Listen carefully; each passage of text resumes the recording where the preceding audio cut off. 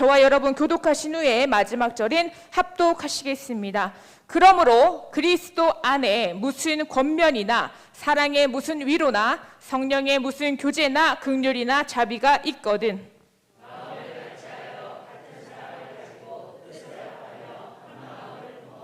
아무 일에든지 다툼이나 허영으로 하지 말고 오직 겸손한 마음으로 각각 자기보다 남을 낮게 여기고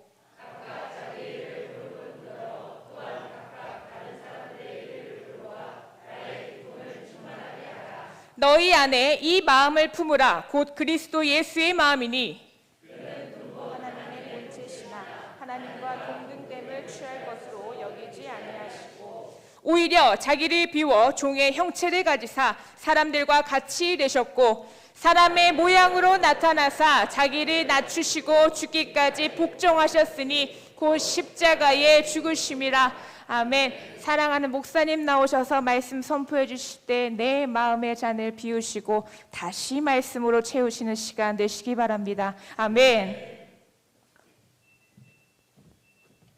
모든 영광 하나님께 돌리겠습니다. 기도합니다. 부족하고 부족한 저희들을 불러주셔서 예배 자리에 나오게 하셔서 감사합니다.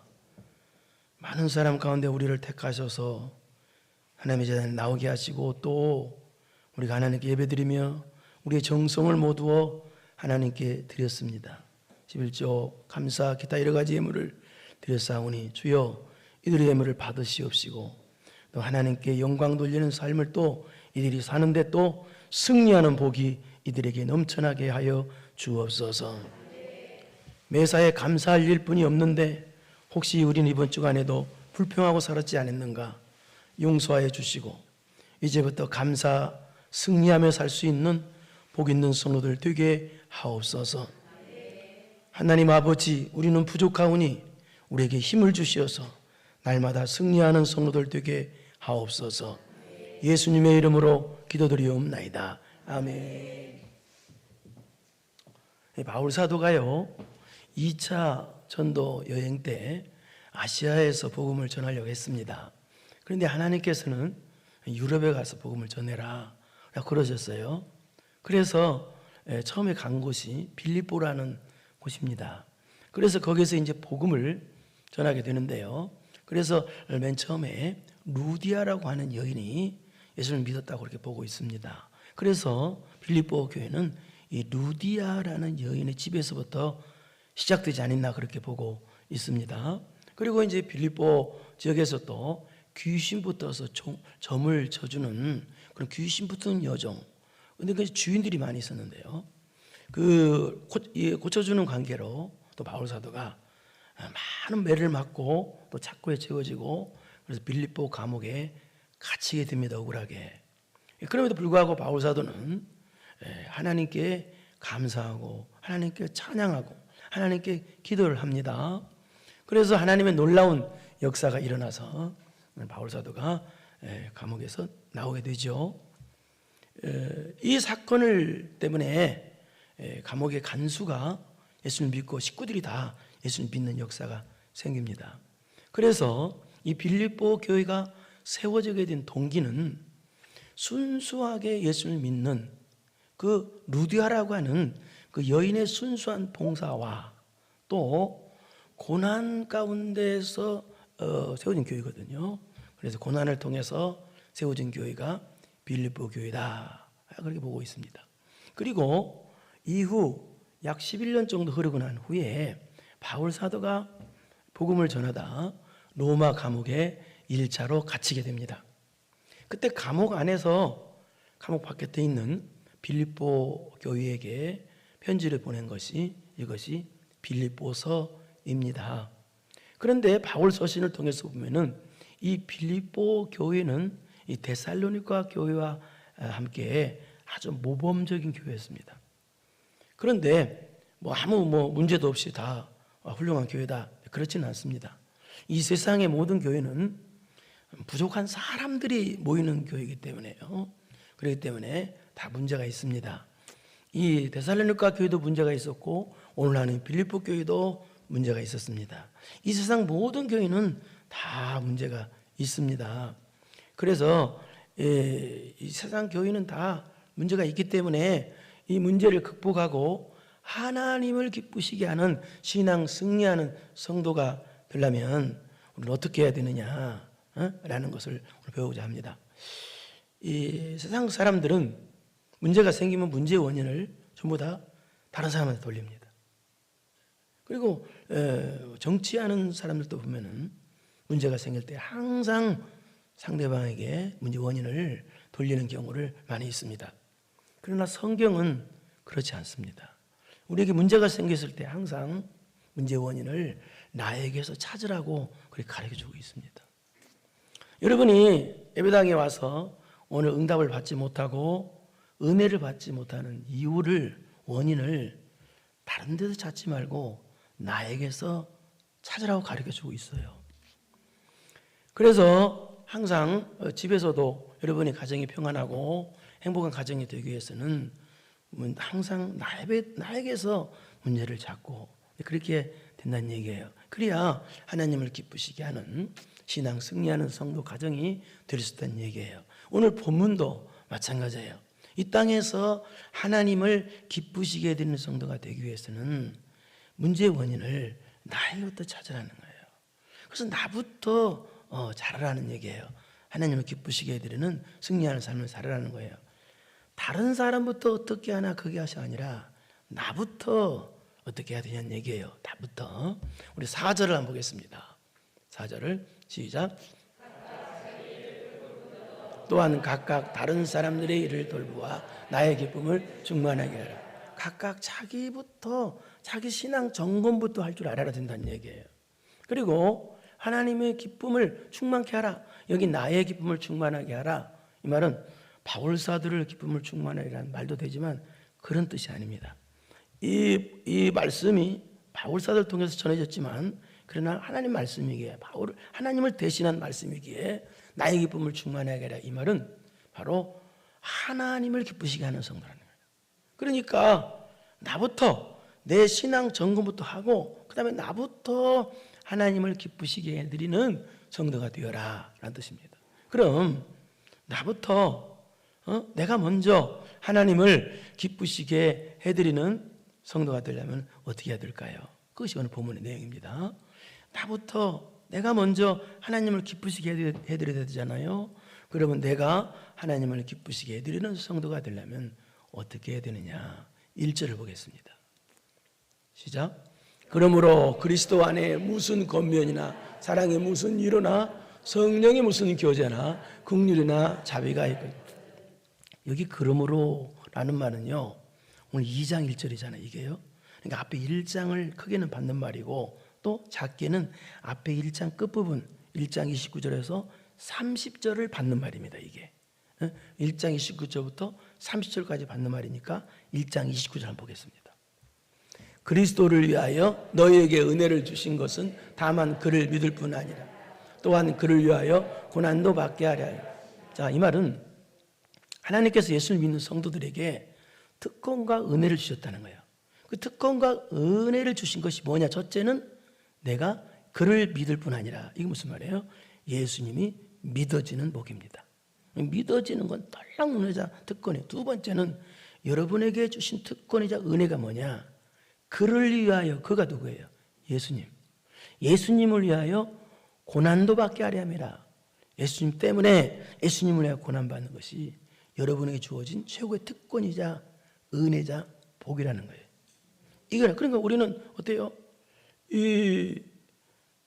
우리가요 이 세상에 살면서 세상 사람과 타협을 하면 고난이 없어요. 그러나 타협을 하지 않으면 고난이 있죠. 세상 사람이 우상 섬겨라 그러면 우상 섬기고, 술 먹어라 그러면 술 먹고, 놀러 가라면 놀러 가고, 세상 사람이 시키는 대로 하면 고난이 없지요. 그러나 우리는 세상 사람이 시키는 대로 사는 사람이 아니라 우리는 하나님께서 시키는 대로 사는 사람입니다. 그리고 또 우리는 삶을 하나님을 위해서 하나님의 영광을 위해서 사는 사람이기 때문에 당연히 우리는 그 하나님 때문에 고난을 받게 되어 있는 거예요. 그래서 고난을 우리가 당연히 받게 되기 때문에 이 고난에서 우리는 반드시 승리하고 하나님을 기쁘시게 해드려야 되겠지요. 30절을 보겠습니다. 시작. 너에게도 너희가 내 안에서 본 바요 이제도 내 안에서 너에게도 그와 같은 싸움이 있다. 이 말은 무슨 말이냐? 빌립보 교회 성도들도 고난이 있고 다 누구나 예수님 때문에 예수님 세상과 타협하지 않고 예수님 위해서 사는 것 때문에 고난은 누구나 다 있다라는 뜻이에요. 그리고 너희가 내 안에서 본 바요 이제도 내 안에서 듣는 바니라. 이 말은 내가 복음을 전하다 로마 감옥에 지금 갇힌 이 고난을 내가 이 편지로 써서 너희들에게 가르쳐줬기 때문에 너희들이 지금 알고 있는 바다라는 뜻이에요. 이게 그러니까 이게 무슨 말이에요? 다시 1절을 보겠습니다. 1절. 그러므로, 그러니까 여기 그러므로라는 말은 무슨 말이에요? 바울 사도도 고난이 있고 빌립보 성도도 고난이 있고 세상 모든 성도들은 예수님 때문에 고난이 있으므로라는 뜻이에요. 그럼 이렇게 고난이 있으니까 어떻게 되겠어요? 누구나 다 예수님 믿는 사람은 예수님 때문에, 방금 전에 얘기했습니다. 세상과 타협하면 고난이 없다고요. 그러나 세상 사람이 시키는 대로 안 살고 하나님께서 시킨 대로 살면 예수님 때문에 고난이 있다고 해요. 세상 사람 같지 않기 때문에요. 그래서 예수 믿는 사람 누구나 고난이 있다고 우리는 하나님을 기쁘시게 해드리는 삶을 안 살면 안 되잖아요. 고난은 하나님께서 주신 특권이자 은혜이기 때문에 우리는 어떻게 해야 되겠어요? 고난 중이라도 하나님을 기쁘시게 해드리는 삶을 살아야 됩니다. 그렇다면 고난 중이라도 하나님을 기쁘시게 해드리는 삶을 살기 위해서 우리가 어떻게 해야 되느냐? 첫째 뭐 어떻게 하더라고요? 시작. 그리스도 안에 무슨 권면이나 이 말입니다. 이 말은 그리스도 안에서 권면을 해야 하나님을 기쁘시게 하는 거래요. 여기 권면이라는 말은 무슨 말이냐? 충고, 책망, 명령 그런 뜻이 아니에요. 여기 권고는요. 여기 권고는 격려, 권고 그런 뜻이에요. 여기 권면은 권고, 격려 그런 뜻이에요. 그런데 그리스도 안에서 하래요. 그리스도 안에서. 그리스도 안에서 하라는 말은 무슨 말이냐? 하나님 말씀을 근거로 해서 또 하나님을 믿는 믿음으로 권면을 하라는 거예요. 이것이 하나님을 기쁘시게 해야 되는 거라는 거예요. 그러니까 무슨 말이에요? 다른 사람 당신 예배당에 나가봐. 당신 예배당에 나가서 기도해봐. 그럼 하나님 응답을 주실 거야 라고 이런 신앙의 권면을 하라는 거예요. 이것이 하나님을 기쁘게 하는 거라는 거예요. 그런데 문제는 나도 어려움 당했는데 나도 지금 저기 다 고난이라고 그랬죠. 그러므로라는 말은 누구나 고난이에요. 다 고난 중인데 내 영혼 살기도 바쁜데 고난 중이라서 권면을 통해서 다른 사람 영혼을 살려줘라? 어렵겠죠. 그러나 그렇게 하라는 거예요. 그렇게 하는 것이 그것이 바로 하나님을 기쁘시게 해드리는 진짜 성도라는 거예요. 그러니까 현재 내가 어렵다고 고난이 다 있는 상태에서 그 근거를 두고 고난이 다 있는 상태에서 이 말을 하는 것입니다. 고난이 지금 있어. 고난이 나도 일어서기 바쁜데 다른 사람 신앙의 권고를 해서 일어서도록 만들어주는 거. 예배당에 나가보라고, 새벽기도 한번 나가서 기도해보라고, 반드시 응답된다고 이렇게 예배로 인도하고 교회로 인도하고 기도로 인도하고 말씀으로 인도하고 아멘 할 때까지 하려고 하는데요. 이렇게 인도해 주는 거. 그런 신앙의 권면을 하는 것이 하나님이 기뻐하시는 거라는 거예요. 그러니까 이런 권면을 하면 사람들한테 예배 잘 드려보자, 기도해보자 이런 권면을 하나님 얼마나 기뻐하시겠어요. 두 번째 하나님이 기쁘시게 해드리는 게 뭐냐? 그 다음에 뭐라고 그랬어요? 사랑의 무슨 이루나. 이 말은 무슨 말이야? 사랑하는 마음으로 이루해 주는 것을 내가 다른 사람이 이루해 주는 걸 하나님이 기뻐하신다는 거예요. 여러분 이 세상 모든 사람들은요 누구나 따뜻한 사랑의 위로를 다 필요로 합니다.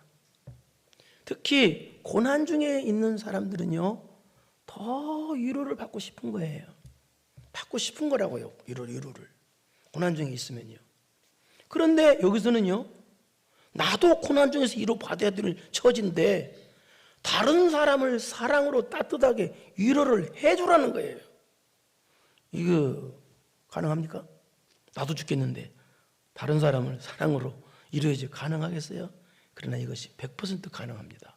왜요? 그럼 어떻게 가능해요? 나도 죽겠는데 그것은 내가 성령 충만 받아서 예수님이 나에게 주시는 사랑의 위로를 내가 먼저 받는 거야. 내가 주님께서 주시는 사랑의 위로를 내 가슴에 품을 때 그때 나는 비록 고난이라 할지라도 다른 사람을 사랑으로 따뜻하게 위로해 줄 수가 있는 것입니다. 근데 한 가지 더 나가서 그럼 원수가 어려움 당했을 때 원수를 어떻게 해야 되겠어요? 내가 날 아주 위로해 줄 수가 없는 사람이야. 나한테 너무 잘못하고 그런 사람이야. 그럼 어떻게 해요? 그런 사람 위로해요. 근데 그런 사람이 잘못됐어. 그럼 나는 위로커녕 뭐라고 그러겠어요? 고소하다. 잘 됐다 그놈. 그럴 거 아닙니까? 그렇게 하면 안 돼요. 그럼 이런 원수까지라도 우리가 따뜻하게 위로를 해줘야 되는데 그럼 어떻게 해야 돼요? 마찬가지예요. 내가 성령 충만 받아서 예수님께서 주시는 위로를 내가 먼저 받아야 됩니다. 내가 주님께서 주시는 이 사랑 위로를 하늘의 위로를 품어야 돼요. 그래야 원수까지도 따뜻하게 사랑으로 위로해 줄 수 있는 하나님을 기쁘시게 하는 사람이 될 수가 있다는 얘기입니다. 그 다음에 성령의 무슨 교제나 성령의 무슨 교제를 해야 하나님을 기쁘시게 하는 교제 있죠. 여기 교제는 그냥 놀고 먹고 노는 그런 교제가 아닙니다. 성령 따라하는 교제예요. 그러니까 성령 따라하는 교제이기 때문에 무슨 말이에요? 무슨 교제나 긍휼이나 다른 사람의 필요를 나누어주는 교제라는 뜻인데요. 그런데 어떻게 교제? 긍휼이나 자비. 긍휼과 자비가 있는 교제. 그러니까 뭐예요? 그리스도의 사랑이 있는 교제, 그리스도의 사랑으로 불쌍히 여기는 교제. 그런 교제를 할 때 하나님을 기쁘시게 하는 것이란 얘기예요. 그 다음에 2절을 보겠습니다. 무엇이 하나님을 기쁘시게 해드리는가를 계속 나오는데 보겠습니다. 시작. 마음을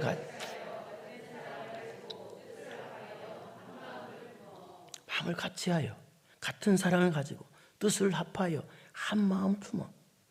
무슨 얘기예요? 마음을 같이하여 서로 성도들 여러분 다 하나가 되는 것. 그것을 하나님이 기뻐하시는, 하나님이 기쁘시게 하는 거라는 거예요. 자식이 서로 싸우면 얼마나 부모가 괴롭겠어요. 여러분 하나님의 한 자녀들인데 기쁘시게 하려면 서로가 성령으로, 근데 어디로 하나 되냐면 주님을 중심으로 해서 주님을 위해서 하나가 되라는 뜻이에요. 이 뜻이. 그럼 하나가 될 때 하나님 기쁘시게 하는 거예요. 그렇게 하려고 하는 사람. 그런데 하나가 안 되는 사람 있죠. 자꾸 그 하나가 안 되는 사람의 특징은 어떤 사람이에요? 중심이 자기인 사람이에요. 자기만 사랑하는 사람. 그렇게 자기만 사랑하고 다른 사람 사랑하지 않아요. 이런 사람의 특징은요, 교만하다는 특징이 있어요. 교만하면 그러거든요. 그래서 교만하니까 다른 사람의 말을 시시하게 여겨요. 항상 시시하게 우습게 여기고, 내 말은 또 중하게 여겨. 내 말을 저 사람 내 말 안 들어, 뭐 이런 말을 자꾸 했어요. 아주 교만한 사람이 하는 말이거든요. 자꾸 시시하게만 나는. 그래서 여기 마음을 같이하여라는 이 단어는 무슨 뜻이냐? 여기 마음을 같이하여라는 뜻이 상대방이 말하는 시시한 소리도 들어줄 줄 아는 마음이란 뜻이에요.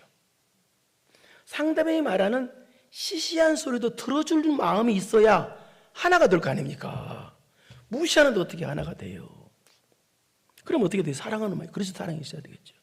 여러분, 내가 상대방을 사랑하는데 그 사람이 말하는 걸, 사랑하는 사람이 말하는 걸 무시합니까? 시시하다고 합니까? 전혀 그러지 않습니다. 예수 그리스도의 십자가의 사랑을 품은 사람들은, 품은 훌륭한 신앙 인격이 있는 사람의 특징 한번 보십시오. 훌륭한 신앙 인격이 있는 사람의 특징은요, 내 마음에 안 드는 말도, 그러니까 시시한 말도 고개를 끄덕끄덕이면서 들어줍니다. 상대방의 작은 소리도 들어줄 줄 압니다. 이게 훌륭한 사람이에요. 그럼 예를 보겠습니다. 할아버지와 손자 있어요. 어린 손자. 손자가 말하면 할아버지는 다 들어줘요. 할아버지 대보세요. 들어주는지 안 들어주는지. 다 들어줍니다. 손자가 말하는 시시한 소리, 작은 소리도 할아버지는 다 들어줘요. 사랑하니까, 손자와 함께하고 싶어서. 예를 들어볼까요? 3살배기 손자가 할아버지한테 말합니다. 아버지, 잊었나봐. 뭐라고? 잊었나봐라고. 뭐라고? 아버지 귀 먹었어? 잊었나 보라고. 일어나라고. 그럼 할아버지 일어나요. 왜 그러냐면, 왜 3살배기 꼬막 일어나라고 그랬냐면, 할아버지가 조그마한 장난감 깔고 앉았었거든. 근데 손자가 또 아버지 왜? 앉아. 그럼 할아버지는 또 앉아요. 왜 그러겠어요? 할아버지가 바보라서 그럽니까? 3살배기 애기가 말하는 소리를 할아버지가 바보라서 일어나면 일어나고 앉으라면 하고 그러나요? 아니거든요. 사랑하기 때문에 시시한 소리도 이쁜 거야. 그렇다고 해서 말도 안 되는 소리를 들어주라는 뜻은 아니에요. 이 말은 하나가 되기 위해서, 주를 위해 하나가 되기 위해서 시시한 소리라도, 작은 소리라도 들어줄 줄 아는 사람을 하나님께서 기뻐하신다는 거예요. 여러분, 예수님은 우리의 작은 소리도 들어주시고 응답해 주는 분이에요. 복음성가 이런 노래가 있습니다. 너의 작은 신음에도 응답하시며 너는 어느 곳에 있든지 주를 향하여 주만 바라볼지라. 그런 노래가 있어요. 우리 주님은요, 나의 작은 신음에도 응답해 주시고 나의 작은 소리에도 응답해 주시는 분이 주님이세요.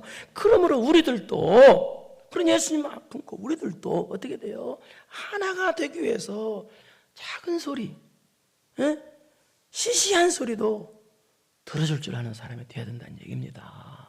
그래서 서로가 하나가, 그리스도 안에서 하나가 될 줄 아는 그런 성도가 바로 하나님을 기쁘시게 해드리는 성도란 얘기입니다. 또 하나님을 기쁘시게 해드리는 게 뭐냐? 3절을 보시겠습니다. 시작. 3절. 아무 일에든지 각각 자기보다 남을 낮게 여기고. 이 말은 뭐냐면 아무 일에든지, 여기 아무 일이라는 뜻은 주의 일도 해당하고 세상 일도 해당합니다. 그러니까 우리가 주의 일도 할 때나 세상 일 할 때나 다툼이나 허영으로 하지 말는 거, 오직 겸손한 마음으로 내려가서 각각 자기보다 다른 사람은, 나보다 높아, 나보다 훌륭한 사람이야, 항상 이렇게 해야 하나님을 기쁘시게 되는 사람이라는 거예요. 다툼이나 허영이 왜 다툼이나 하는 거예요? 자꾸 일을 하면서 내 이름, 내 얼굴 드러내려고, 내 주장만 하려고 하니까. 그래서 여러분, 일할 때 큰 일을 하는 것이 중요한 게 아니라, 그래서 내 이름 드러내고 내 얼굴 드러내는 것이 중요한 것이 아니라, 내가 하는 그 일에 하나님이 함께 하시냐 안 하시느냐, 내가 하는 그 일 속에 하나님의 이름이 드러나느냐 안 드러나느냐, 그게 중요한 거예요. 그래서 내가 하는 일 속에 하나님이 함께 안 하신다거나 주님의 이름이 드러나지 않는다면 그런 일 어떤 일이에요? 자기 얼굴 드러내는 게 더 있겠어요? 그러니까 그런 일은 자꾸 다툼과 허영만 있는 거예요. 그래서 항상 주님만 드러내게 하는 일을 하라는 얘기입니다. 하나님 기쁘시게 하는 일이라는 얘기예요. 그 다음에 또 하나님을 기쁘시게 하는 게 뭐냐? 4절을 보겠습니다. 시작. 각각 자기 일을 돌보아 나의 기쁨을 방금 전에 설명했습니다. 나의 기쁨을 충만하게 하라. 바울사들을 기쁘게 하라는 뜻이 아니고요, 하나님을 기쁘시게 하라는 뜻입니다. 그러면 하나님을 기쁘시게 하는 것이 뭐냐? 여기 4절에서는 뭐예요? 자기 일도 부지런히 하게 하고 다른 사람 일도 부지런하게 하라. 이게 무슨 얘기예요? 내 영혼 사는 것도 부지런하고 다른 사람 영혼 살리는 데도 부지런하고. 근데 여기 사람들, 다른 사람 일을 돌보아, 이 말은 무슨 말이냐? 다른 사람은 자기도 고난이에요. 고난을 전제조건 두고 설명한다는 얘기죠. 고난이 있다고 나도 그냥 주저앉아 있고 다른 사람은 일도 못하게 그냥 콩내라 팍내라 말만 하고 도와주지도 않고 그 사람 일하는 걸 도와주지도 않고, 그런 사람 되지 말라는 거예요. 쉽게 말해서 이 말은 무슨 말이냐? 고난 중이라고 해서 고난을 핑계대고 게으름 피지 말라는 얘기예요. 고난을 핑계대고 내 영혼 사는 거에 대해서 게으름 피지 말고 다른 영혼 살리는 것도 게으름 피지 말라는 거예요. 다른 사람들이 영혼 주의 일하는 것에 대해서 방해하지 말고 가서 적극적으로 도와주는 사람들은 부지런하라는 얘기예요. 게을르지 말라는 거예요. 고난을 핑계대고 게을르지 말라는 거예요. 주의 일에. 우리나라에서 이혼 전문 변호사로서 이혼 사건을 제일 많이 다룬 변호사가 있습니다. 그 변호사가 하는 말을 제가 들었습니다. 그런데 가장 많이 이혼하는 중에서 제일 크게 이혼하는 게 뭐냐? 상대방의 부정 때문에 이혼하는 것도 많지만, 근데 또 압도적으로 많은 게 뭐가 있냐면은 아내가 게을러서 이혼하는 경우가 압도적으로 많답니다. 그게 충격이더라고요. 아침 밥을 먹었으면 설거지를 해야 되는데 설거지를 안 한대요. 하루 종일. 어떤 때는 일주일 동안 설거지를 안 한대요. 분명히 아내가 전업주부인데 직장이라도 다니면 피곤하다고 봐주지, 직장도 안 다녀 가정만 있는 집안일만 있는데 전업주부인데 쉽게 말해서 게을러가지고요 더러워서 못 살겠다는 거예요. 씻지도 않는다는 거예요. 또 냄새나고 더러워서 못 살아. 그래서 더러워서, 아내가 더러워서 게을러가지고 더러워서 못 살겠다고 이혼하는 남자들이요 무지무지 많답니다. 그것도 하더니 무지무지. 우리가 신앙생활 게을르면 안 됩니다. 신앙생활 하는데, 내 신앙 사는, 내 영혼 사는데 게을르면 안 되고, 다른 영혼 살리는데도 게을르면 안 됩니다. 특히 고난을 핑계대고 어렵다는 핑계대고 신앙생활에 게을르면 진짜로 문제 있는 사람입니다. 열심을 보고 부지런히 주를 섬기라고 그랬지 게을르게 주를 섬기라는 말이 없어요. 예? 그래서 여기에 각각, 자기를 돌보므로 또 아니라 각각이라는 말은 서로에게는 하나님께서 맡겨주신 사명이자 일이 있다는 얘기입니다. 자기에게 맡겨진 일도 부지런히 하고, 다른 사람이 이렇게 맡겨준 그 일도 부지런히 가서 도와주고, 내 영혼도 사는 것도 부지런히 하고, 다른 사람 영혼도 부지런히 살리고, 쉽게 말해서 그게 하나님을 기쁘시게 하는 거라 그 말입니다. 그 다음에 또 하나님을 기쁘시게 하는 게 뭐냐? 5절입니다. 시작. 너희 안에 임한 그 그리스도 예수님 마음을 품는 거, 이것이 하나님을 기쁘게 하는 거예요. 그럼 예수님의 마음이 뭐냐가 6절부터 8절이고요 예수님의 마음을 품은 결과가 뭐냐가 어떻게 되냐가 9절부터 11절까지입니다. 그럼 예수님의 마음은 어떤 마음인가요? 6절 7절을 보겠습니다. 시작. 그는 근본 하나님과 동등됨을 취할 것으로 여기지 아니하시고, 7절입니다. 오히려 자기를 비워 종의 형체를 가지사 사람들과, 이게 예수님의 겸손입니다. 예수님은 하나님이십니다. 하나님이 인간을 사랑하셔서 인간을 구원해 주시기 위해서, 그래서 인간의 몸을 입고 또 인간의 되셔서 오신 하나님, 바로 그분이 누구냐? 예수님이십니다. 그래서 예수님께서, 즉 하나님께서 인간의 몸을 입고 이 땅에 오셨다, 인간의 되셔서 이 땅에 오셨다, 아들로 이 땅에 오셨다. 그것은 하나님의 낮아지심, 또 예수님의 지극히 낮아지심, 지극히 놀라운 겸손을 뜻합니다. 이 예수님의 겸손이라는 거예요. 그러면 예수님의 겸손이 구체적으로 뭐냐? 예수님의 겸손은 무슨 겸손이요? 자기를 비우는 겸손. 여기 자기를 비워라고 그랬죠. 자기를 비우는 것이 예수님의 겸손이라는 거예요. 예수님 마음을 품어야 되는데, 예수님 마음이 겸손한 마음인데요, 예수님의 겸손한 마음, 겸손은 뭐냐? 자기를 비우는 겸손을. 여기 자기를 비운다는 말은 무슨 말이냐? 내 마음을 비운다는 뜻입니다. 내 마음에 정욕이 있고, 내 마음에 세상 욕심이 있고, 내 마음에 어떤 사람은 자존심이 많아. 그거 교만한 사람이라는 뜻이에요. 이 뜻이. 내 마음 다 비우는 거예요. 여러분 자존심 없죠? 자존심 한 번 더 기회를 드립니다. 자존심 없죠? 여러분 섭섭하는 거 그거 있죠? 섭섭함. 어떤 목사님이 그래요. 마귀 중에서 제일 무서운 마귀가 섭섭마귀라고 그런 말 하는데, 그런 이건 없지만 그러나 일리가 하더라고요. 섭섭하다, 교만해서 그래요. 자꾸 섭섭하는 거, 감사를 못하는 거, 교만해서 그래요. 이런 마음을 안 비운 사람들이 그러는 거예요. 정욕이 가득하고 자존심이 가득하고 세상 욕심이 가득하고, 마음을 안 비운 게 교만이라는 뜻이 자기를 비워라는 뜻이에요. 그러니까 다 비워. 내 마음에 다 비워야 돼. 말씀으로만 채우길 바랍니다. 그 다음에 두 번째, 예수님의 마음, 겸손한 마음 어떤 거냐? 종의 형체를 같이 살아는 뜻이에요. 두 번째는 종의 형체가 뭐예요? 예수님은 실제적으로 말로만 종이 된 게 아니라 실제적으로 종이 되셨다는 뜻이에요. 실제적으로 종이 되셔서 종처럼 실제적으로 섬기셨다는 뜻. 이것이 예수님의 이게 종의 겸손. 실제로 종이 되어서 섬기는 겸손이다. 예수님의 겸손. 세 번째는요, 8절을 보겠습니다. 자, 사람의 모양으로 나타나서 자기를 낮추시고 죽기까지 복종하셨으니 그 십자가에. 예수님이 이게 겸손이 극진데요. 십자가에 죽으심, 죽기까지 복종. 이게 겸손, 예수님의 겸손. 여기 이거는 무슨 말이냐? 하나님의 뜻, 하나님의 말씀에 복종하기 위해서 십자가에 죽으셨다는 뜻이에요.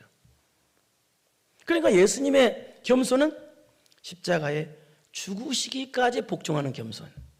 예수님의 겸손. 그리고 예수님께서 십자가에 죽으시기까지 겸손했다는 뜻은 또 무슨 뜻이에요? 그것은 바로 예수님께서 우리를 그렇게 죽기까지 사랑하시다는 뜻이에요. 예수님께서 우리를 너무 사랑하시기 때문에 우리를 위해서, 우리를 살려주시기 위해서 우리 죄를 대신 짊어지시고 십자가에 그렇게 죽으시기까지 복종하셨다는 뜻이에요. 그러니까 우리가 하나님을 기쁘시게 해드리려면 예수님 마음을 품어야 되는데요. 예수님 마음이 뭐냐? 겸손한 마음이에요. 그 겸손한 마음이 뭐냐? 첫째, 어떤 마음? 비우는 겸손. 두 번째는 종으로 되어서 섬기는 겸손. 종의 자리에 내려가. 세 번째는 죽기까지 복종하시는 겸손. 세 번째, 죽기까지 우리를 사랑하시는 겸손이란 뜻이에요. 이게 예수님의 마음 품는 예수님의 겸손이란 뜻이에요. 여러분, 이 세상에서 가장 큰 복 받은 사람은 누구냐? 하나님을 기쁘시게 해드리는 사람들입니다. 하나님을 기쁘시게 해드리는 게 복입니다. 예. 그러면 하나님을 기쁘시게 해드리는 것을, 오늘 말씀이 좀 여러 가지 내용이 많았었죠.